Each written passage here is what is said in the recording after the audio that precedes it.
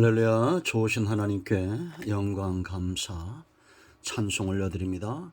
거룩하고 복된 주일입니다. 성전을 찾아 예배하시고, 이 영상 말씀은 우리가 전도하는 일에 쓸 수 있습니다. 오늘 말씀은 디모데전서 6장 1절과 2절, 지난주에 이어서 묵상합니다. 기도합니다. 영광과 감사와 찬송을 우리 하나님께 올려드립니다. 온 마음으로 하나님을 사랑하며 예배합니다. 성전을 찾아 예배하고 영상을 통해서 주의 음성 듣기를 사모하는 백성들이 치유되고 회복되는 은혜로운 시간이 되게 하옵소서. 하나님께만 온전히 드려지는 예배, 하나님만 사랑하는 귀한 시간이 되게 하옵소서. 종을 낮추시고 겸손하게 하시고 오직 말씀의 도구만 되기를 원합니다. 예수님의 이름으로 사모하며 기도합니다. 아멘. 자, 1절 봅니다. 무릇 멍에 아래 있는 종들은 자기 상전들을 범사에 마땅히 공경할 자로 알지니 이는 하나님의 이름과 교훈으로 비방을 받지 않게 하려 함이라. 믿는 상전이 있는 자들은 그 상전을 형제라고 가볍게 여기지 말고 더 잘 섬기게 하라. 이는 유익을 받는 자들이 믿는 자요 사랑을 받는 자임이라. 너는 이것들을 가르치고 권하라. 아멘. 할렐루야. 오늘도 이 말씀 우리에게 응답이 되고 은혜가 됩니다. 자, 여러분, 삶이 중요합니다. 성도의 삶은, 성도들은 믿는 자들, 구원받는 형제나 망하는 자들 세상 속에서 그리스도의 향기입니다. 향기는 감추어질 수 없습니다. 향기를 보면 그 나무를 알 수 있습니다. 우리가 구원받았다는 것, 예수님과 하나된 접붙임 받은 사람들입니다. 그리스도의 향기가 나야 합니다. 이 향기는 여기 여러분 1절과 2절에 멍에라고 그랬죠. 이건 단지 요즘으로 치면 믿지 않는 세상에서 직장 생활하고 또 믿는 형제들과 함께 사회생활을 할 때, 신앙생활을 할 때 그 문제가 핵심이 아니라 여기 지금 핵심은 하나님의 이름, 교훈, 믿는 자, 사랑받는 자, 이 네 가지입니다. 우리는 어떤 삶 가운데 있든지, 교회 밖에 있든지, 교 안에 있든지 하나님의 이름, 그 영광을 기억하는 자들이고 위하는 자들입니다. 그런가 하면 말씀이 막히지 않도록 교훈, 복음, 하나님의 말씀이 온 땅에 전파되도록 우리의 삶으로 통로가 되는 자들이죠. 그런가 하면 여러분, 믿는 자 보세요. 함께 믿는 형제들입니다. 이 믿음의 역사를 위해서 수고하는 자들이죠. 믿음의 가치와 무게는 얼마나 큽니까? 그런가 하면 사랑받는 자, 우리가 있는 곳을 사랑받는 그런 환경으로 만들어 가야 되고, 내가 하나님께 사랑받듯 형제도 사랑받는 자임을 알아야 됩니다. 이 놀라운 이 네 가지의 이 무게, 가치, 이것을 기억해야 됩니다. 멍에는 어떤 소가 무거운 짐을 진다고 그랬습니까? 젊고 힘있는 소가 아니라 잘 길들여진 그런 소가 많은 무게를 주인이 자기 몸에 지어줄 때 그것을 몸부림치고 떨쳐내지 않고 묵묵히 온 힘을 다해, 정말 젖먹던 힘까지 다하고 죽음의 힘을 다해서 그 짐을 감당하는 사람은 길들여진 그런 소입니다. 여기 여러분 2절 하반절 보세요. 너는 이것들을 가르치고 권하라. 길들이라는 겁니다. 가르치고 권하고 때로는 매를 대고. 여러분, 우리가 잘 아는 말씀이 있죠. 마태복음 11장 18절로 28절로 30절입니다. 수고하고 무거운 짐진 자들아 다 내게로 오라. 내가 너희를 쉬게 하리라. 그 다음 말씀이 중요합니다. 나는 마음이 온유하고 겸손하니 나의 뭘 메라? 멍에를 메고 내게 배우라. 그리하면 너희 마음이 쉼을 얻으리라. 여기에 우리가 멍에를 메고 배워야 될 예수님이 지신 멍에가 뭡니까? 우리가 예수님에게서 사람을 상대하는 방법을 배우고 목회의 비법을 배우고 그런 걸까요? 아닙니다. 예수님의 온유하고 겸손한 성품을 배우는 겁니다. 그러면 자연스럽게 온유하고 겸손한 성품을 가지고 멍에를 메면 아무리 원수라도 감당하고 아무리 무거운 사역이라도 감당하고 돈의 노예가 되지 않고 우리가 철저하게 하나님 앞에 헌신하고 시간을 내어 예배하는 삶이 가능한 겁니다. 여러분, 어미소 멍에 끝에다가 송아지를 메어놓고 훈련을 시켰답니다. 그 송아지가 뭘 배우겠습니까? 밭을 잘 감당하고 무거운 짐을 지고 어떻게 지고 그걸까요? 아닙니다. 어려움 가운데서도 그 멍에를 지는 그 어미소의 온기를 배우는 겁니다. 그러므로 여러분, 이제 우리가 주님처럼 온유한 자, 겸손한 자, 이런 성품의 사람들이 되어졌을 때에 이런 성품으로 잘 길들여졌을 때에 우리가 정말 감당해야 될 무거운 짐이 있다는 겁니다. 첫 번째가 바로 하나님의 이름. 1절 보세요. 하나님의 이름과 교훈으로 비방을 받지 않게 하라. 하나님의 이름이 비방을 받는다는 것은 내가 삶으로 이 하나님의 이름과 영광을 몸부림치며 내팽개친 걸 말하는 겁니다.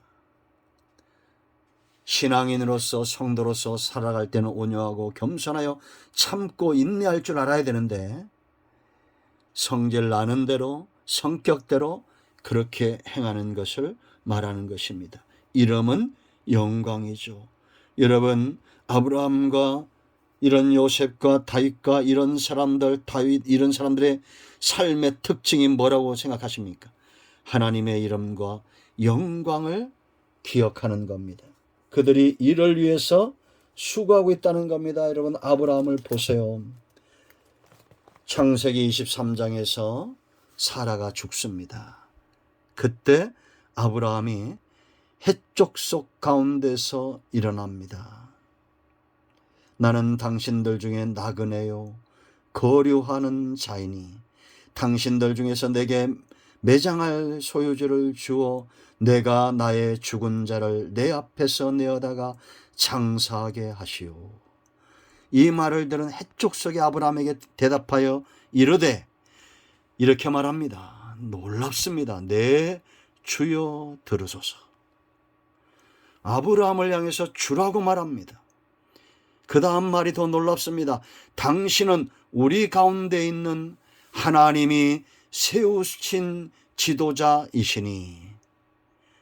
이들이 지금 아브라함을 통해서 하나님을 알게 되고 하나님을 두려워하게 되고 이제 이 아브라함의 요청을 거부할 수 없습니다. 우리 묘실 중에서 좋은 것을 택하여 당신의 죽은 자를 장사하소서. 우리 중에서 자기 묘실에 당신의 죽은 자 장사할 금할 자가 없으리이다. 아이고, 이게 웬 떡입니까? 하고 넙죽 받아먹는 어리석은 자가 아브라함은 아니었습니다. 그는 지혜로운 자요, 하나님의 이름을 생각하는 자요, 걱정하는 자요, 기억하는 자입니다. 아브라함이 이 말을 듣고 7절에 그들 가운데서 일어납니다. 눈으로 보는 것 같지 않습니까? 드라마틱하게 영화처럼 그렇게 지금 아브라함의 모습이 보이지 않습니까? 아브라함이 일어나 그 땅 주민 해쪽 속을 향하여 몸을 굽혔다. 몸을 굽히고 말합니다. 그리고는 대가를 지불하고 그 땅을 삽니다. 약속의 땅을 사는 거요. 여러분, 우리가 이렇게 법대로 행하고 공의대로 행하고 사랑으로 행할 때 하나님의 이름이 영광을 받으시는 겁니다. 여러분, 39장에서 요셉을 보세요. 보디발이 뭘 봤습니까? 요셉에게서 범사에 3절 말씀 이렇게 말합니다. 그의 주인이 보디발이죠. 여호와께서 그와 요셉과 함께 하심을 보며 또 여호와께서 그의 범사에 형통하게 하심을 보았더라. 이 요셉의 행위가 항상 어땠느냐?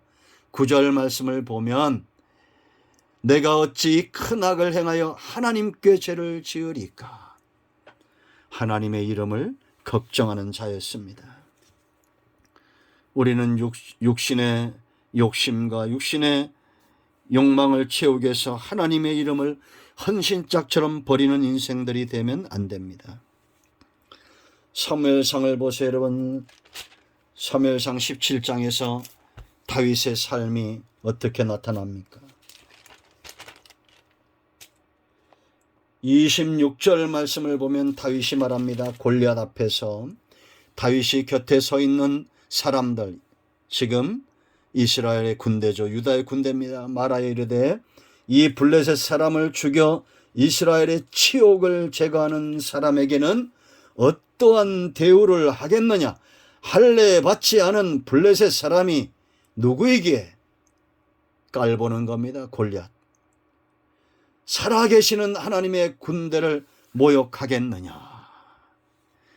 여러분, 이 말을 다윗이 신앙 고백으로 던질 때 하나님의 가슴이 얼마나 시원했겠습니까?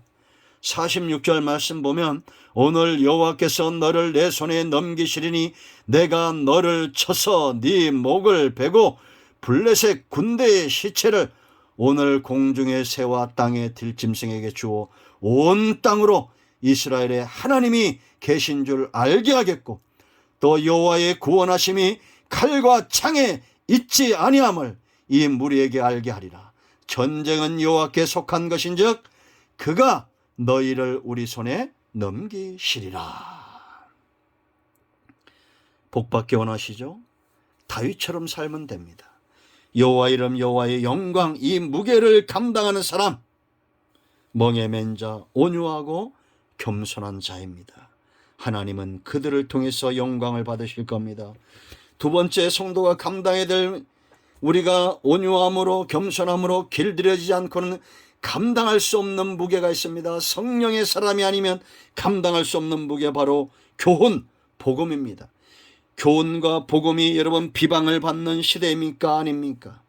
하나님의 말씀이 업신여김을 당하는 시대입니까? 아닙니까?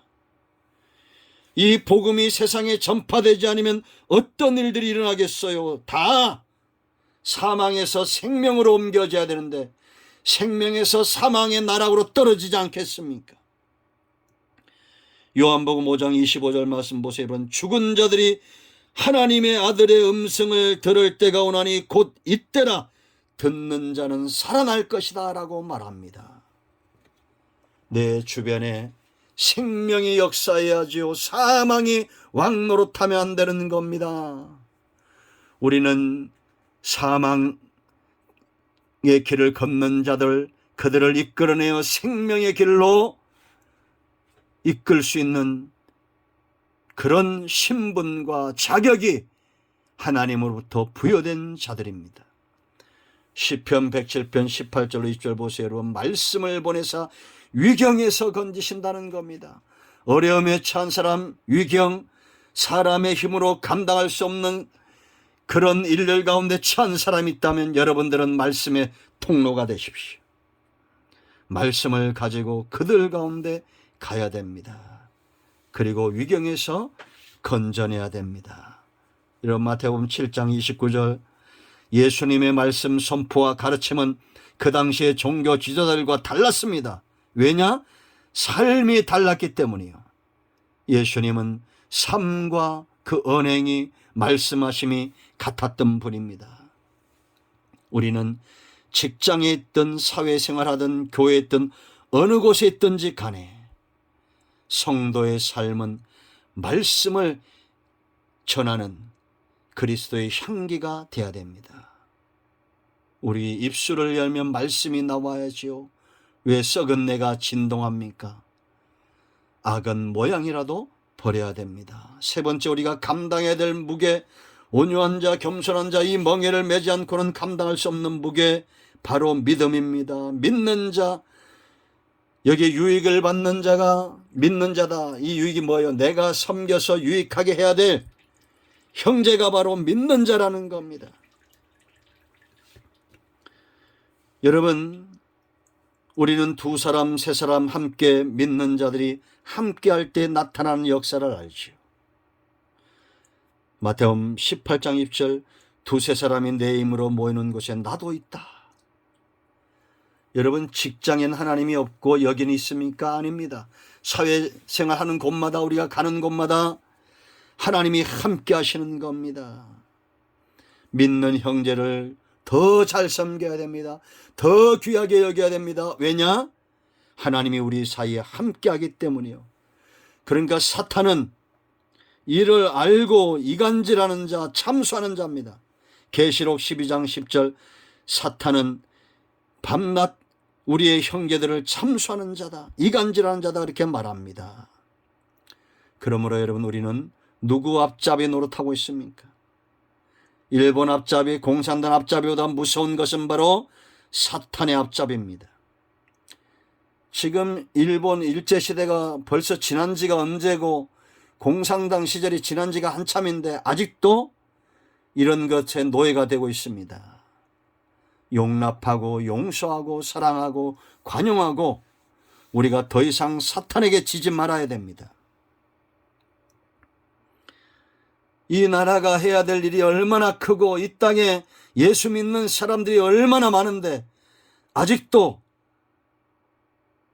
육사, 뜰에 홍범도 장군의 흉상을 세워야 됩니까? 말아야 됩니까? 이런 것 가지고 정치판에 싸우고 나라가 이슈가 되고 있습니다. 죽은 자가 어떻게 대우받느냐가 중요한 것이 아닙니다. 왜 이런 하찮은 문제 때문에 온 나라가 어려움에 처합니까? 믿는 자들이 국회 연달 가운데 육사에도 온 땅에 믿는 자들이 넘쳐난다면 어떤 일들이 일어나야 됩니까?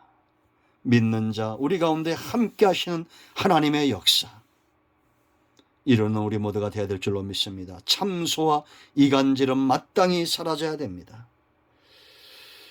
데살로니가서 1장 3절 말씀 보세요. 믿음의 역사라고 그랬습니다. 믿음이 일한다는 겁니다. 왜냐?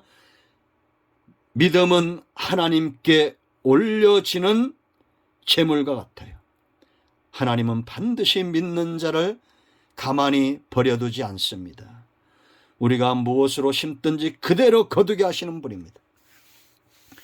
성도는 어느 곳에 있든지 믿음의 환경을 조성하고 믿음의 역사를 이루게 하여 기꺼이 멍에를 감당하고 헌신하고 희생해야 됩니다. 네 번째 무거운 짐이 있습니다. 바로 사랑받는 자입니다. 2절 보세요, 여러분. 우리의 유익을 받는 자가 믿는 자요 사랑받는 자임이라. 사랑은 올인하게 되어 있습니다. 부모의 사랑이 자녀를 키우는 거죠. 돈으로 키웁니까? 쌀로 키웁니까? 아닙니다. 사랑으로 키우는 겁니다. 젖먹이 아이를 3일 4일 방치하고 밖으로 나돌아 다니는 시대입니다. 그 아이가 빵으로 살겠어요? 라면으로 살겠습니까? 아닙니다. 사랑으로 사는 겁니다. 부모를 방치하는 시대입니다. 그 부모가 용돈으로 삽니까? 아닙니다. 사랑으로 삽니다. 여러분, 십자가 사랑입니다. 말씀, 복음, 은혜, 응답, 축복 전부 하나님이 우리에게 올인하시는 사랑입니다. 하나님은 자기를 사랑하는 자를 버려두지 않습니다. 하나님이 다윗을 사랑하셨던 이유입니다. 여러분, 하나님을 얼마나 사랑하십니까? 사랑만큼 큰 힘이 없고 큰 능력이 없죠. 교회든 어디든 사랑이 넘치도록 먼저 사랑을 입은 자가 갚아야 됩니다. 우리는 빚짐자입니다. 사랑의 빛, 십자가의 빛, 복음의 빛인 자입니다. 우리는 가는 곳마다 이 사랑을 갚아나가야 됩니다. 가르치고 권하라. 훈련되라는 겁니다. 멍에를 길들여지고 멍에를 매라는 겁니다. 이제 저와 여러분이 있는 곳에 하나님의 이름이 영광을 받으시도록 생명의 말씀이 역사가 나타나도록, 믿는 자의 역사가 나타나도록, 사랑받는 자들이 세워지도록 기꺼이 길들여지고 멍에를 메시겠습니까? 온유한 자, 겸손한 자, 길들여진 자, 멍에 맨 자, 하나님이 지금 그들을 찾고 계십니다. 기도합니다. 예수님의 이름을 의지하기도 합니다. 이 말씀대로 되게 하여 주시옵소서. 예수님의 이름을 의지하여 기도하오니 우리 가운데 마음이 상한 자, 병든 자 치유하시고 회복시키시고 온유한 심령으로 길들여져서 하나님 나라에 귀하게 쓰임받는 하나님의 자녀들이 다 되게 하여 주시기를 원합니다. 예수님의 이름으로 사모하며 축복하며 치유하며 기도합니다. 아멘.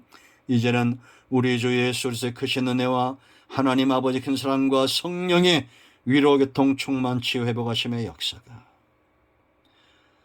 성전을 찾아 예배하며 영상을 찾아 은혜를 사모하는 모든 주의 백성들 위해, 이 땅에 있는 모든 복음적인 교회와 성도들 위해, 이 나라의 민족 위해 이제로부터 영원토록 함께 있을지어다. 아멘. 할렐루야. 오늘도 응답이 우리 가운데 임하였습니다. 곧 꼭 성전을 찾아 예배하시기 바랍니다. 아멘.